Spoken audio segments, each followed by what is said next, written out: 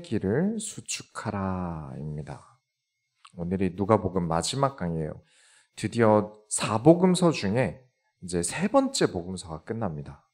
당연히 다른 복음서에는 없는 누가복음만의 깊고 감사한 내용들이 가득 있었어요. 마지막까지 우리가 완주해 가면서 우리 모든 소원교회 성도님들께 큰 은혜가 가득하기를 축원합니다. 첫 번째로 서론으로 교회가 세워지는 디테일을 보셔야 돼요. 도대체 교회란 무엇입니까? 교회는 어떻게 세워져야 합니까? 21장을 보시겠습니다. 21장 1절부터 4절을 보시면 예수께서 눈을 들어 부자들이 헌금함에 헌금 넣는 것을 보시고 또 어떤 가난한 과부가 2 렙돈 넣는 것을 보시고 이르시되 내가 참으로 너희에게 말하노니 이 가난한 과부가 다른 모든 사람보다 많이 넣었도다. 저들은 그 풍족한 중에서 헌금을 넣었거니와 이 과부는 그 가난한 중에서 자기가 가지고 있는 생활비 전부를 넣느니라 하시니라. 돈을 벌어보신 분들은 다 아시겠지만 돈을 번다는 것 중에 쉬운 일이 어디 있습니까? 다 힘들어요. 어렵지 않은 일 없는 것 같습니다. 그래서 이 성경 구절이 부자는 쉽게 많이 벌어서 많이 내는 게 당연하고 과부가 없는 중에 냈으니까 잘한 거다라고 이해하시면 곤란합니다. 당시의 시기를 좀 더 생각하셔야 돼요. 지금 우리와 같은 시기가 아니라 당시의 시기가 달랐음을 아셔야 됩니다. 신분이라는 게 존재했던 때예요. 그리고 신분을 넘어선다는 게 지금과 비교할 수 없을 만큼 어렵던 시기라는 걸 아셔야 됩니다. 그런 상황에서 계속 그 신분으로 인해서 돈이 가만히 숨만 쉬어도 벌리는 신분이 좋은 부자의 입장과 태어나길 여자로 태어난 데다가 남편까지 얻게 된 과부의 입장은 돈을 열심히 버는 사람과 벌지 못하는 사람의 입장으로 보기보단 타고난 문제로 보셔야 돼요. 이런 걸 보면서 나는 노력 안 하고 돈 안 벌어도 괜찮다고 성경에 써 있어 라고 인식하시면 큰일 납니다. 2가지를 주의하셔야 돼요. 첫 번째는 내가 헌금을 많이 냈으니 더 믿음이 있다라고 타인과 헌금을 가지고 믿음을 비교하는 것을 주의하셔야 됩니다. 2번째는 나는 적게 냈지만 내 마음은 크다. 그러니까 난 많이 낸 거다 라고 자부하셔도 곤란합니다. 성령은 속일 수 없어요. 예수님께서 저 과부가 크게 내었다 하신 것을 나에게 대입해서 나의 마음을 부풀리셔도 곤란합니다. 이 2가지를 주의해서 지금 이 구절을 보시면 한 가지가 확실해져요. 헌금의 양은 믿음의 척도가 아닙니다. 헌금의 크기가 복을 받은 사람과 받지 못한 사람을 구분하는 척도가 되지 못합니다. 헌금을 하는 이유가 뭘까요? 하나님께서 돈이 필요하셔서요? 목사님이 돈이 필요해서요? 아닙니다. 예수 그리스도의 몸된 교회를 세우기 위해서 헌금을 하는 겁니다. 그렇기 때문에 그 몸을 세우는데 헌신하는 것에 값을 매길 수 있겠습니까? 더 많이 냈다고 더 복 받았다고 말할 수 있겠습니까? 아니라는 거예요. 헌금의 양이 축복과 믿음의 척도가 될 수 없습니다. 21장 5절부터 6절에 어떤 사람들이 성전을 가리켜 그 아름다운 돌과 헌물로 꾸민 것을 말하며 예수께서 이르시되 너희 보는 이것들이 날이 이르면 돌 하나도 돌 위에 남지 않고 다 무너뜨려지리라. 그리스도의 몸을 세우는데 아름다운 돌과 헌물로 꾸미면 뭐합니까? 그 안에 그리스도를 사랑하는 마음이 없는데 그리스도의 몸된 교회는 사랑하겠습니까? 오실 메시아를 기다리는 마음으로 지은 성전이 아니라 정치적인 이득을 얻기 위해 몇 배로 크고 예쁜 성전을 세우는 게 예수님 입장에서 얼마나 기분 나쁜 일일까요? 그리스도의 몸을 세워가기 위함이 아닌 성전이 과연 예수님께 어떤 기쁨이 되겠습니까? 교회 건물은 돈으로 세워지는 게 맞습니다. 그러나 그리스도의 몸을 감히 돈 따위로 세울 수 있을 거라고 생각합니까? 절대 아닙니다. 저는 우리 소원교회가 그리스도를 사랑하는 마음으로 가득 담겨서 세워져 나가길, 그리스도를 사랑하는 마음으로 성장해 나가길 간절히 바라고 있습니다. 우리 소원교회만이라도 그리스도를 사랑하는 마음으로 세워져 나가길 간절히 바랍니다. 아까 과부의 헌금도 그렇고요. 성전을 보고 예쁘다고 예수님께 자랑을 하고 있는 사람들도 그렇고요. 하나님을 사랑하지도 예수님을 사랑하지도 않고 그저 눈에 보이는 돈과 눈에 보이는 건물만은 이야기합니다. 예수님께서 성전이 무너지실 것을 이야기하니까 사람들이 물어봐요. 그러면 언제 무너집니까? 라는 질문에 이런 대답을 하세요.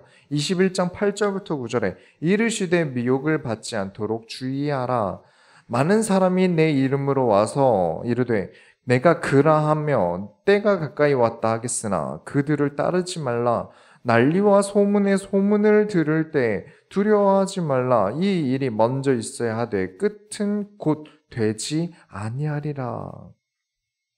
왜 성전 이야기를 물어보는데 성전 언제 무너집니까? 라는 질문을 하는데 답변이 예수님을 사칭하는 것을 주의하라고 하세요. 동문서답 아닙니까? 무슨 연관성이 있죠? 교회가 예수님의 몸이고 성전이 하나님의 집이라는 개념 때문입니다. 다 교회라고 있는데 신천지가 하나님의 집이 될 수 있을까요? 안산홍 하나님의 교회라고 대놓고 이름도 하나님의 교회라고 짓는 그곳을 예수님의 몸, 하나님의 집이라고 말할 수 있을까요? 교회가 무너진 겁니다. 보이는 건물은 서 있는데 사실상 그곳은 교회가 아닌 거예요. 교회라는 건물이 서 있어도 믿음으로 서 있지 않거나 완전 잘못된 믿음으로 세운 교회는 사실상 무너진 장소입니다. 교회라고 말할 수 없다는 겁니다. 우리가 서 있는 교회가 무너지면 안 됩니다. 건물은 있으나 믿음이 없고 하나님의 형상이 없고 그리스도의 말씀이 없다면 그곳은 교회가 아닙니다. 오늘 말씀을 통해서 이제 누가복음 마지막까지 진행할 텐데 진짜 예수님께서 무엇을 말씀하셨는지, 교회라는 게 어떻게 세워지는 것인지, 예수님이 바라시는 간절히 원하시는 교회의 형상이 무엇인지 오늘 말씀을 통해 우리 모든 소원교회 성도님들이 깨닫게 되시길 축원합니다. 본론으로 들어갑니다. 사람들이 싸워요. 제자들이 싸웁니다. 누가 큽니까? 22장으로 넘어가면 이제 예수님께서 최후의 만찬을 시작하세요. 잘 알고 계신 내용이죠. 떡을 떼시고 잔을 주세요. 내 몸이니라 내 피니라 하시면서 주시는데 저라면 제가 예수님이라면 자 12제자들아 다 너희가 담당 무리들 있지 않냐. 최대한 무리들 집결시켜라. 내 주변으로 다 모아놔. 어떻게든 내가 죽지 않게 내가 잡혀가지 않게 다 둘러싸고 있으면 군인들도 날 잡아가지 못할 거야 라고 이야기했을 텐데 예수님께서는 그렇게 하지 않으세요. 그리고 이 자리에 예수님을 팔겠다는 사람도 있다고 말을 하는데 제자들이 반응이 영 좋지 않아요. 22장 23절부터 24절 보시면 그들이 서로 묻되 우리 중에서 이 일을 행할 자가 누구일까 하더라. 또 그들 사이에 그중 누가 크냐 하는 다툼이 난지라. 지금 예수님께서 잡혀가시는 문제 이전에 이미 서로 흥분하고 싸우는 일이 있었다는 거예요. 그것이 뭐냐? 누가 크냐? 누가 우리 제자들 중에 서열 1위냐? 제자들의 마음은 예수님께 있지 않았다는 겁니다. 최후의 만찬을 하는 이 상황에도 그 마음에는 예수님이 없었다는 거예요. 제자들의 우선순위에 예수님이, 교회가 없다는 겁니다. 갈릴리 출신 천민들이 언제부터 그렇게 잘나셔서 지금 권력자가 되기 위해 제자들이 싸우고 있어요. 물론 고생 많았겠죠. 제가 최근에 더위를 먹었어요. 더위를 먹었는데 너무 어지러운 거예요. 두통도 심하고요. 그런데 우리가 잠깐 그 더위에도 더위를 먹는데 제자들은 그 광야에서 예수님과 함께 떠돌이 생활을 3년이나 했습니다. 함께 고생하고 예수님의 수족이 되어서 챙겨드리는 게 절대 쉬운 일은 아니었을 거예요. 그러니 마음속에는 보상받고 싶다는 마음이 피어납니다. 이렇게 예루살렘까지 왔으니 그 긴 여정을 같이 걸었으니 뭔가 보상을 받아야 되지 않겠습니까? 여러분, 신앙생활을 하시는 이유가 뭘까요? 신앙생활이 뭡니까? 예수님과 동행하는 것을, 예수님을 따라 동행하는 것이 신앙생활인데 우리는 무엇 때문에 예수님을 따르고 있나요? 예수님을 따르다 보면 언젠가 나에게 보상이 있을 거라서? 그렇다면 지금 제자들과 다를 게 없습니다. 하나님이 나에게 어떤 큰 보상을 주실 것 같아서 그렇게 나에게 예수를 따르는 보상을 구하려고 하다 보니까 어떤 교회에서는 헌금을 많이 하면 축복을 주신다. 어떤 교회에서는 영적인 임재가 임해야만 능력이 나간다라고 가르쳐요. 그래서 헌금 강조하는 곳에서는 돈을 많이 번 사람이 보상을 받은 사람이 돼버리고 어떤 교회에서는 방언과 예언을 하는 사람이 보상받은 사람이 됩니다. 그리고 경쟁하게 돼요. 본인들이 경쟁할 생각이 없어도 주변에서 부추깁니다. 아, 박 장로님이 얼마 전에 사업이 잘 돼서 얼마를 버셨대. 얼마나 축복이야. 이 이야기를 굳이 다른 사업을 하고 있는 김 장로님 귀에 들어가게 해요. 22장 25절에 예수께서 이르시되 이방인의 임금들은 그들을 주관하며 그 집권자들은 은인이라 칭함을 받으나. 이방인의 임금이라는 것은 나라를 침범한 왕을 말합니다. 무슨 말이냐면 식민지 사업을 하는 왕이라는 뜻이에요. 예를 들면 우리나라가 일본의 속국이었던 당시에 식민 통제를 위해 천황을 조선을 위한 은인으로 가르쳤어요. 이 25절도 똑같은 말입니다. 제자들이 권력을 가지려는 것은 되려 하나님 나라를 침범하고 하나님 나라를 빼앗겠다는 심보라는 거예요. 왜냐? 진짜 그리스도의 지식을, 그리스도의 말씀을, 그리스도의 가르침을 막아선다는 거예요. 예수님께서는 제자들을 어떻게 가르치셨습니까? 26절에 너희는 그렇지 않을지니 너희 중에 큰 자는 젊은 자와 같고 다스리는 자는 섬기는 자와 같을지니라. 이 이야기를 처음 하시는 게 아니에요. 제자들이 서로 자기들이 크다고 싸울 때마다 하신 이야기입니다. 섬겨라. 너희는 섬기는 존재다. 침범함으로 큰 자가 되려고 하지 말고 섬김으로 큰 자가 되라.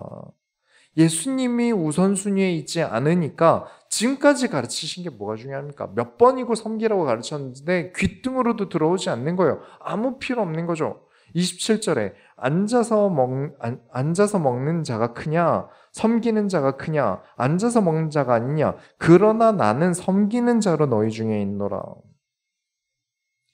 권력을 가진 사람이 앉아서 먹고 섬기는 사람은 서서 기다리죠. 다 드실 때까지요. 그런데 예수님은 스스로를 섬기는 자로 여기 있다고 하세요. 예수님 스스로가 제자들에게 나를 보아라. 내가 입증하고 있지 않느냐. 섬김으로 인하여 큰 자로 스승으로 여겨지고 계시잖아요. 무리들을 먹이시고 가르치시면서 강요하거나 빼앗지 않으셨는데 큰 자가 되셨어요. 당연히 침범하고 빼앗아 놓고 내가 은인이다 하는 게 큰 자가 되는 방법 중에 가장 빠르겠죠. 섬김으로, 누군가를 섬김으로 큰 자가 되는 건 얼마나 길고 어려운 일이겠습니까? 그러나 제자들에게는 예수님께서 하신 그대로 하길 바라고 계세요. 그 얘기는 무엇입니까? 저와 여러분도 섬기는 자로서 크다 여겨짐을 받을 수 있다는 것입니다. 믿음은 크다 적다 말할 수 있습니까? 네, 있습니다. 믿음에 대해서는 이미 신학적으로 분별할 기준이 있습니다. 믿음의 결과는 순종입니다. 믿음은 순종에서 나타납니다. 예수 그리스도께서 하나님 아버지께 죽음마저도 순종하신 것처럼 우리도 우리의 믿음의 크기는 순종으로 보이는 겁니다. 어떤 헌금을 많이 낸다? 뭔가 능력이 있다고 과시한다? 거기서 믿음을 보는 게 아닙니다. 하나님 자녀의 믿음은 순종에서 나타납니다. 순종하세요. 섬기셔야 합니다. 하나님을 섬기세요. 그리스도를 섬기고 순종하세요. 누가 크냐 작냐 말하지 말고 조용히 그리스도를 섬기세요. 헌금을 많이 낸다? 그리스도를 섬기느라 헌금을 많이 냈다면 믿음이겠죠. 하지만 내 인기와 권력, 돈 때문에 헌금을 많이 했다면 믿음이 아닌 겁니다. 사람들을 잘 챙긴다? 그리스도께 순종하기 위해 성도를 잘 챙겼다면 믿음입니다. 설교를 잘한다? 그리스도의 말씀을 잘 전하기 위해서 노력했다면 믿음이에요. 그러나 나의 인기와 나의 업적을 만들어 더 내가 잘 먹고 잘 살기 위해서라면 그것은 믿음이 아닙니다. 두 번째로, 모래부터 반석까지. 왜 예수님께서는 제자들을 부르셨습니까? 예수님께서 제자들을 부르실 때 마치 이미 오래전부터 서로 알고 지낸 것처럼 예수님께서 제자들을 부르셨거든요. 제자들은 뭐냐, 누구냐 하는 분위기인데 예수님은 마치 이미 알고 만난 것처럼 오세요.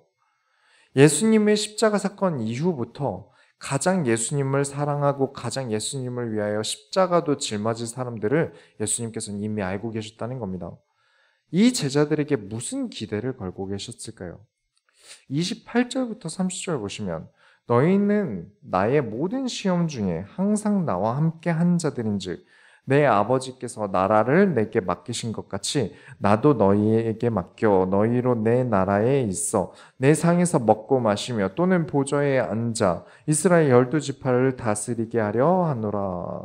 이 말을 듣고 하나님께서 제자들에게 12지파를 다스릴 권력을, 이스라엘을 다스릴 권력을 주신다는 거구나 라고 제자들은 이해했을 거예요. 그런데 사실 아니었죠. 하나님 나라를 맡기신다는 것은 어떤 권력의 형태가 아닙니다. 하나님 나라의 일을 하며 백성들을 다스린다는 것은 어떤 큰 권력을 가진다는 게 아니에요. 하나님 나라를 통해 세상을 다스린다는 것은 부와 명예와는 별개의 문제입니다. 너희는 말씀의 부자가 되어라. 너희는 하나님을 사랑하는 마음의 큰 부자가 되어라. 그래서 너희 말씀의 부와 사랑의 부를 세상 사람들에게 나눠주고 가르치고 법을 세워라. 하지 말아야 할 것과 해야 할 것을 분별하러 가르쳐라. 이를 아주 줄여서 설명하겠습니다.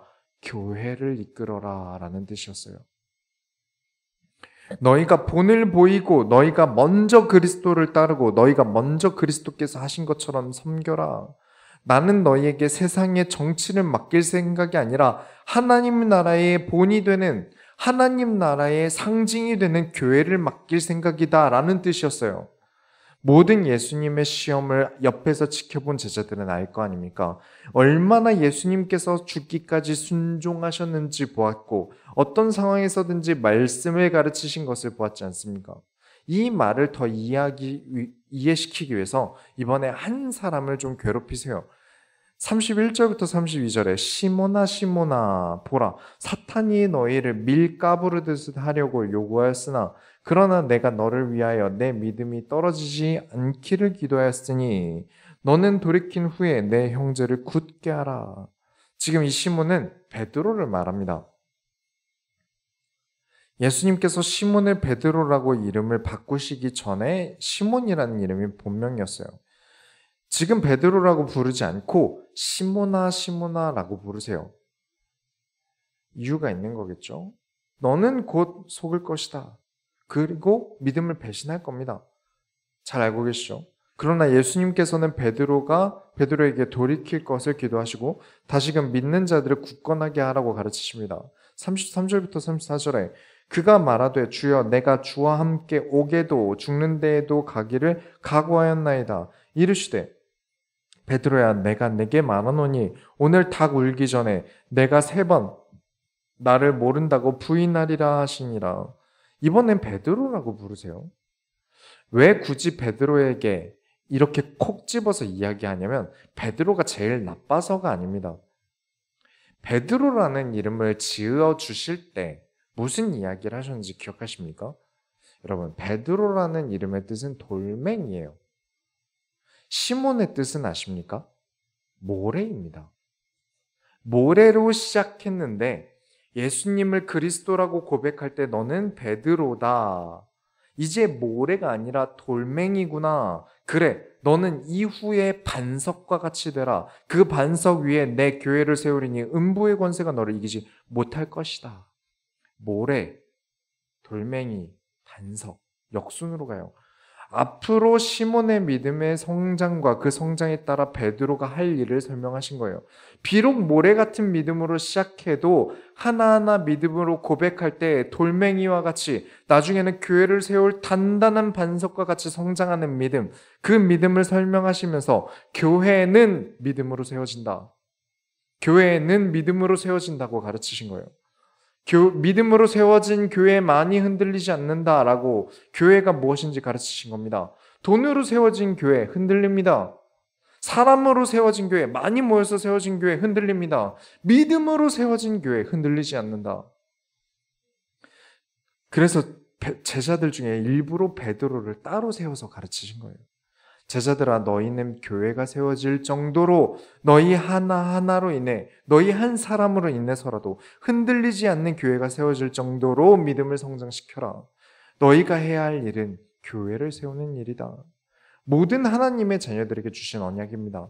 제자들이니까 목사님들에게 가르치시는 말씀입니까? 그렇다면 부록으로 나눠놔야 돼요. 성경을 통으로 이렇게 크게 두면 안 됩니다. 성도용 성경, 목사용 성경 따로 나눠놔야죠. 그렇지만 하나님께서 이렇게 하지 않으신 것은 모든 하나님의 자녀들은 시작이 모래와 같은 믿음으로 시작했을지라도 반석이 될 때까지 믿음을 키워내고 교회를 계속해서 성장시키고 세워나가야 한다는 말입니다. 여러분의 믿음이 소원교회를 성장시킵니다. 여러분이 마음을 담을 때 여러분의 믿음의 성장은, 여러분이 스스로의 믿음을 성장시키는 것은 곧 우리 소원교회 성장이라는 것을 알고 계셔야 돼요. 예수님은 너무 멋지세요. 어떻게 이렇게 디테일하면서도 많은 말을 하지 않으셨는데도 엄청난 것들을 설명하셨을까요? 세 번째로, 너희 자녀를 위하여. 이제 예수님께서는 마지막으로 잡히시기 전에 제자들을 두고 기도하게 하십니다.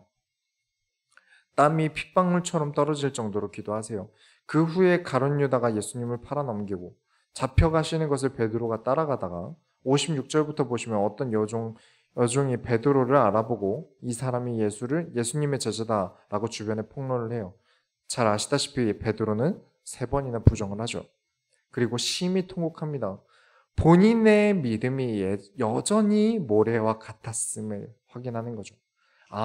3년 동안 열심히 따라다니면서 내가 뭐라도 되는 줄 알았는데 나는 더 못하구나. 이런 모래와 같은 사람이 누가 높냐 낮냐를 가지고 제자들끼리 싸우고 있었다는 말이에요. 제자들이 3년을 따라다니면서 많은 일을 했고 많은 성장을 한 것 같았지만 사실은 다 여전히 모래와 같았다는 말입니다. 살기 위해 잡혀가시는 그 순간에 이미 제자라는 사람들이 다 도망가고 그래도 따라가던 그 돌멩이마저 여종에 의해 다 부서져 버려서 다시 모래가 됐어요. 그리고 예수님께 대제사장들과 서기관들이 질의를 합니다. 67절부터 68절에 이르되 네가 그리스도거든 우리에게 말하라. 대답하시되 내가 말할지라도 너희가 믿지 아니할 것이요 내가 물어도 너희가 대답하지 아니할 것이니라. 이미 예수를 죽이기로 마음을 먹었는데 무슨 대화가 필요하냐는 겁니다. 어떤 대화로 상황이 바뀔 것이냐, 그렇지 않다는 거예요. 예수님께서 직접 자신이 그리스도라고 말해도 인정 못할 거면서 뭐하러 물어보냐는 거예요. 모든 게 막힌 상황입니다. 남은 게 아무것도 없어요. 대화가 될 상대도 없고 더는 도망갈 방법도 없어요. 23장으로 넘어가면 총독인 빌라도가 예수님을 신문하는데 사실 예수님께는 법적으로 아무 죄가 없죠. 그래서 헤롯에게 보내는데 헤롯도 다시 빌라도에게 넘겨버려요.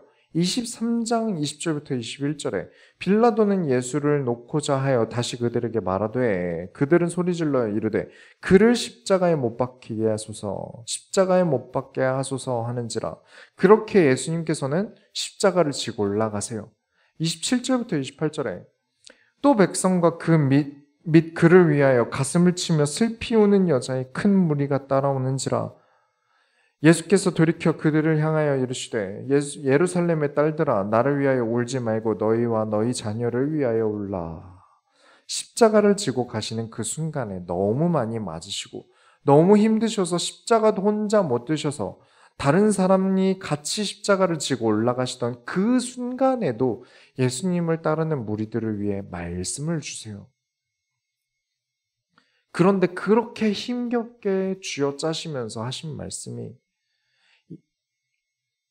너희 자녀를 위하여 울라야.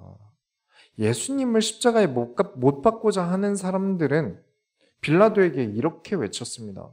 그의 피를 우리 후손에게 돌릴지어다. 예수의 피값은 우리와 우리 후손이 짊어질 것이다 라고 소리를 쳤어요. 그리고 지금 십자가를 짊어지고 가는 예수님께서는 너희와 너희 자녀를 위하여 울라 그렇게 얘기하세요. 두 가지 이야기가 대치됩니다. 후손들은 이 이후에 두 가지를 보게 되는 것이죠. 저는 유대인들이 예수의 피값을 우리 후손에게 돌려라라고 해서 유대인들이 그렇게 핍박과 고난을 받았다고 생각하지 않습니다. 그렇게 치면 지금 예수님을 이렇게 따르는 무리들은 뭐가 됩니까? 또 제자들은 뭐가 되고요? 중요한 건 후대들이 무엇을 보았고 무엇을 가르쳤냐는 거예요.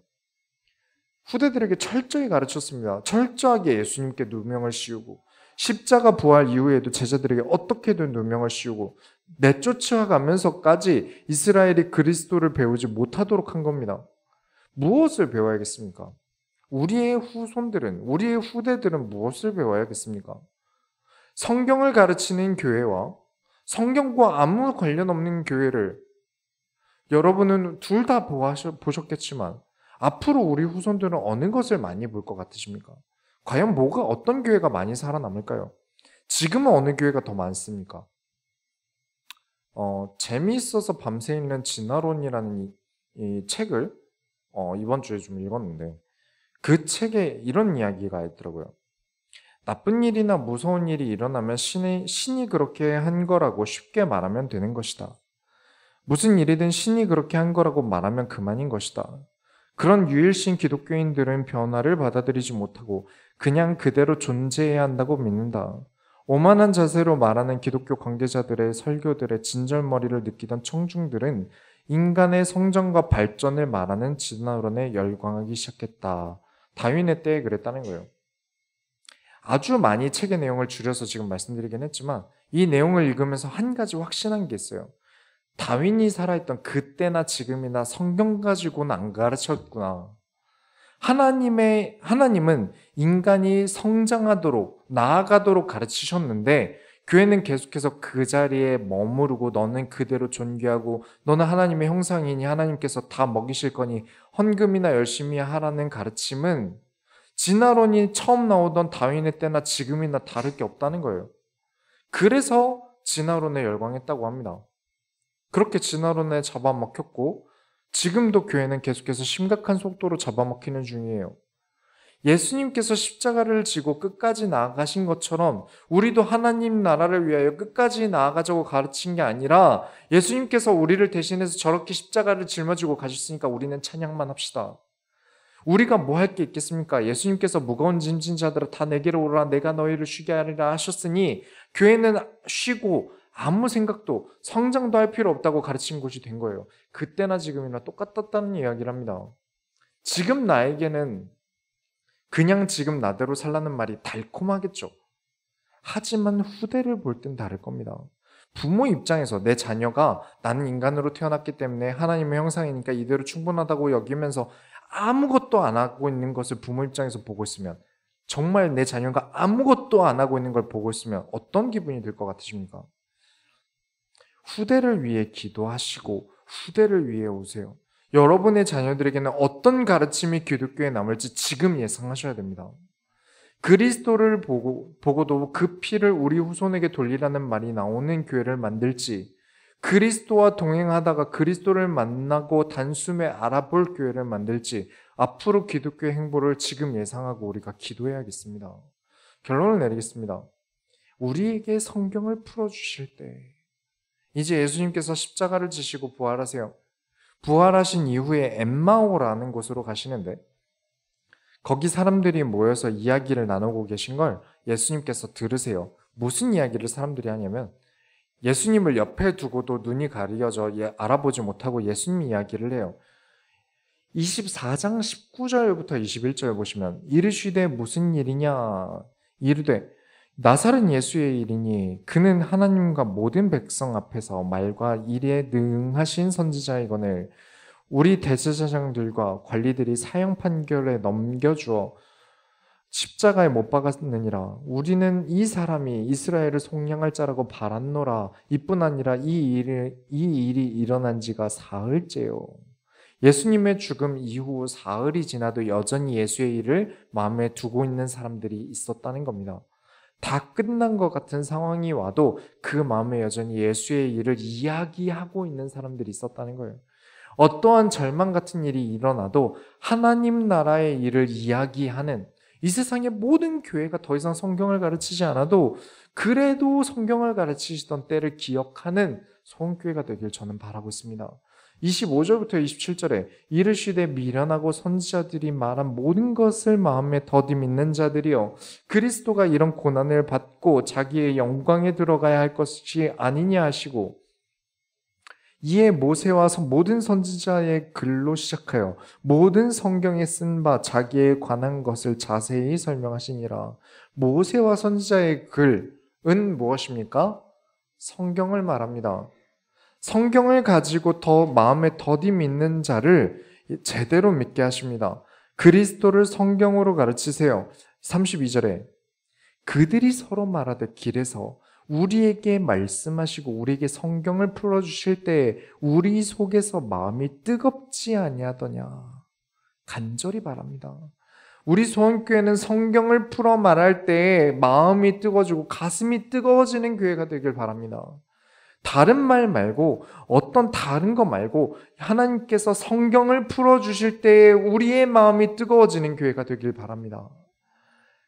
그리고 또 이번엔 제자들에게 나타나세요. 44절부터 48절까지 보시면 또 이르시되 내가 너희와 함께 있을 때에 너희에게 말한 바 곧 모세의 율법과 선지자의 글과 시편의 나를 가리켜 기록된 모든 것이 이루어져야 하리라 한 말이 이것이라 하시고, 이에 그들의 마음을 열어 성경을 깨닫게 하시고, 또 이르시되 이같이 그리스도가 고난을 받고 제3일에 죽은 자 가운데서 살아날 것과 또 그의 이름으로 죄사함을 받게 하는 회개가 예루살렘에서 시작하여 모든 족속에게 전파될 것이 기록되었으니 너희는 이 모든 일의 증인이라. 하나님의 말씀을 깨달았느냐?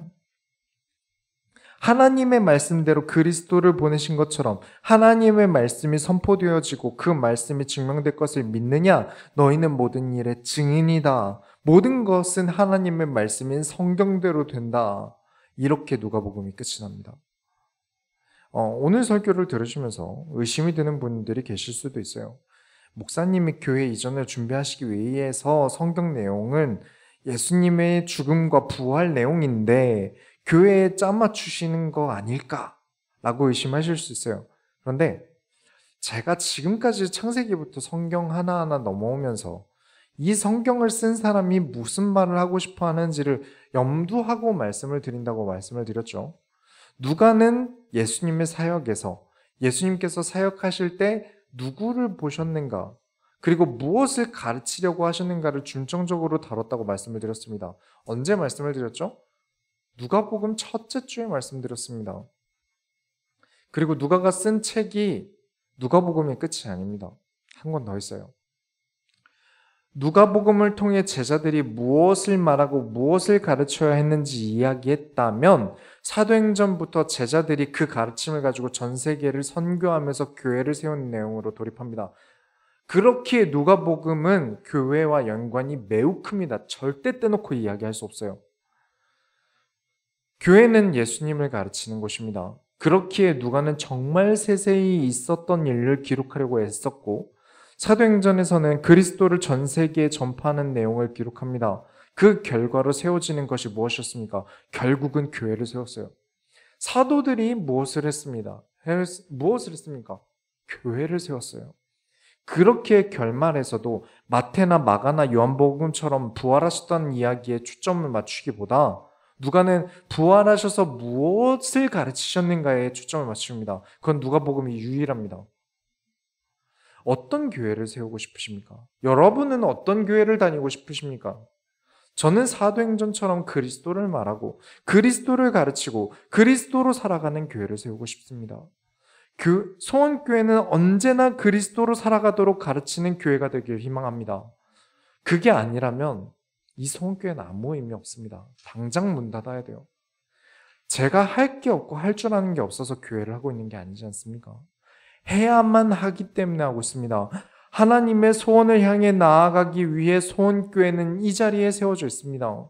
그렇기에 여러분, 모든 성도님들이 마음을 모으고 뜻을 모아서 모든 세계의 백신이 되는 교회가 소원교회가 되도록 기도하시고, 매 순간 매일 언제나 그리스도로 살아가는 모든 소원교회 성도님들이 되시기 바랍니다. 우리가 하나님의 소원을 이뤄드립시다. 하나님 감사합니다. 오늘 우리에게 말씀을 주셨음에 감사드립니다. 말씀으로 살아가는 교회, 하나님의 말씀인 성경을 밝히 알아 예수님을 그리스도로 깨닫는 교회, 그리스도로 살아가는 교회가 이 소원교회가 될 수 있도록 모든 성도들의 삶 속에 하나님의 말씀인 성경으로 함께하여 주옵소서. 살아계신 예수 그리스도의 이름으로 기도드렸습니다. 아멘.